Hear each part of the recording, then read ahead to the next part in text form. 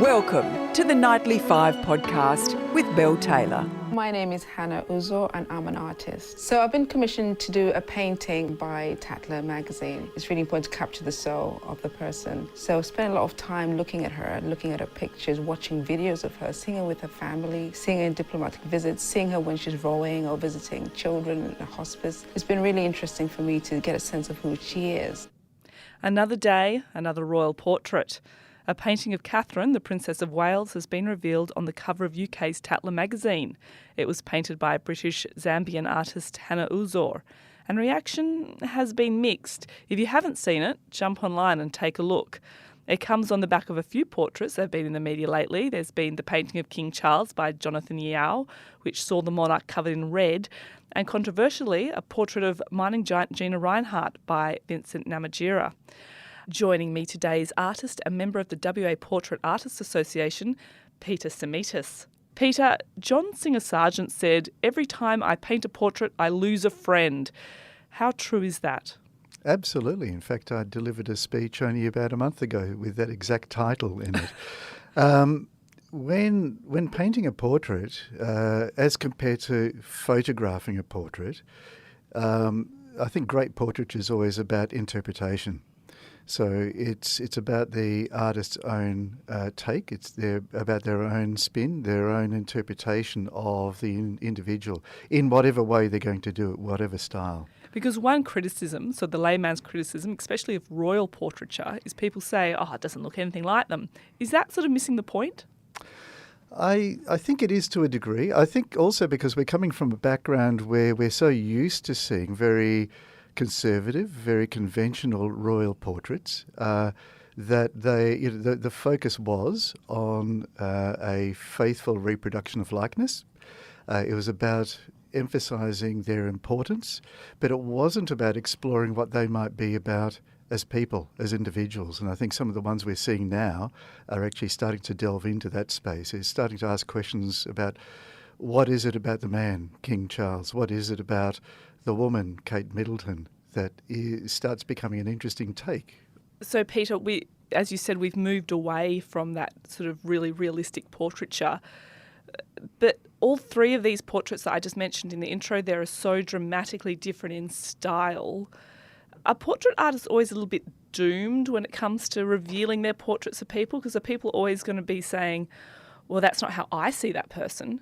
You know, you're saying that's how the artist sees that person, so are they always going to have a bit of, well, I don't see the person that way?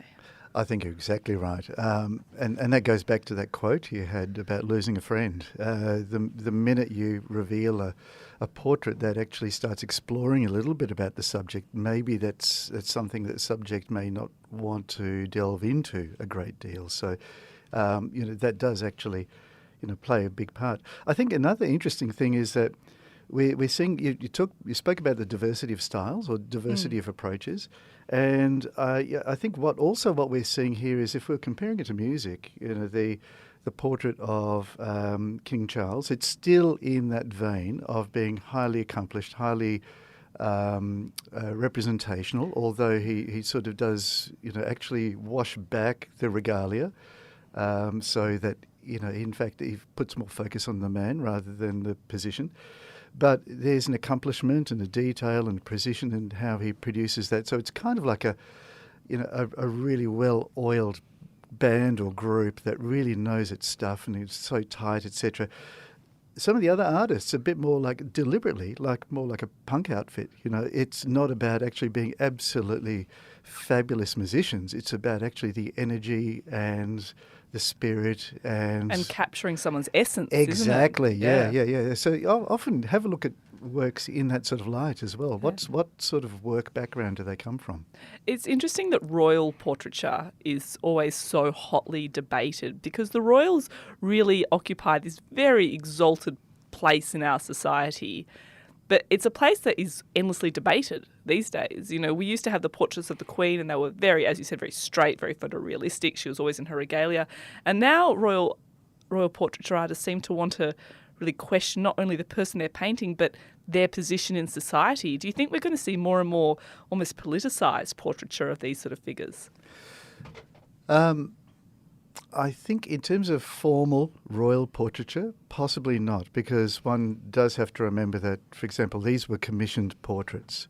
They weren't portraits by an artist who was imparting their spin on the subject. So it is always with the blessing of the subject. Perhaps it talks a lot about the willingness or the courage of royal subjects to actually allow themselves to be painted in particular ways. And that's been the case in the history of art. Pretty much most of the Renaissance portraits you see, every one of them was paid for by somebody. They weren't interpretive works. Do you think the royals are a bit like, oh, I don't need another picture of me just looking in my uniform? I want something wild. Like the Queen, there was a photo of the Queen where she was just sort of a floating head at one point, right? Like there's been some pretty out there royal portraits. I think we're definitely moving that way. And I think that there's been that willingness to experiment, and also willingness to perhaps show that the royals are moving with the times. They are actually now recognising they're part of the 21st century and starting to reflect, their own visage in that sort of way. Yeah, when you go to sit down to paint a portrait, what's your first approach? Do you always like to get the subject in, or do you do it from photos? How do you approach a portrait? When I paint, it will be always, or whenever I can, it will be meeting the subject, spending a little bit of time with them, getting a sense of their character and personality, because that's the stuff you want to try to draw out in some sort of way. Look, I'm a slow painter, so when I do a portrait, I will spend time sitting with them initially, certainly taking a lot of photographs, some sketching, etc. But then often the work itself might take weeks or months to develop in the studio. So that's when you keep coming back to some of the photographs that you took to check the likenesses and elements like that. But also then I kind of take myself back a little bit and look at it, almost like a bit of jazz. Does it feel like it needs, a flourish here or a note there or something like that? So you have to let it kind of, flow into you a bit as well. You said before that you've seen the portrait of Catherine, Princess of Wales, earlier today. What was your initial reaction to that? It was interesting.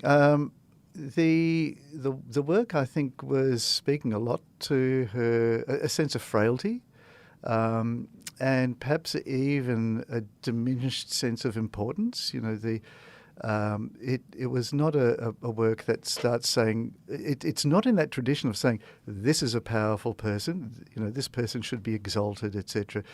Again, I think Hannah might have been starting to explore what it is to be a human in that royal role, and perhaps also a human going through what Kate Middleton's going through at the moment as well. And that's maybe that part of the documentation of, the frailty. Yeah. People have really strong responses to portraiture. It's always really interesting to see a new one coming out there. And having looked at some of your own work and some of the work coming out of Australian portraiture artists, it's such a rich and interesting world to dive into. We've obviously got the Archibald Prize that's so popular, and I'm sure we'll be looking at a lot of those later this year. Thank you so much for joining me today, Peter. It's been my absolute pleasure.